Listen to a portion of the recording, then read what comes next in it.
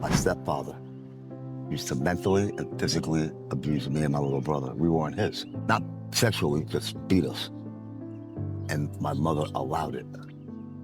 My mother used to turn her face while he was doing what he was doing. He was telling me when I was 6, 7, 8, 9 years old that I was gonna be a bum and a criminal. That I was a nothing. I was gonna do nothing. This is what he was telling me as a child in my molten years of my brain. Instead of telling me I was the best and a superstar, he was telling me the opposite. He was a monster. When he died, I loved it. I couldn't wait for him to die. And he raised me. I used to call him dad. He raised me. He was all I know as a father. But he was a monster. Monster. I have no regret, no pity for him. Zero for what he did to me and my little boy. I say that to say that this is why I think I'm here, because I'm still in pain.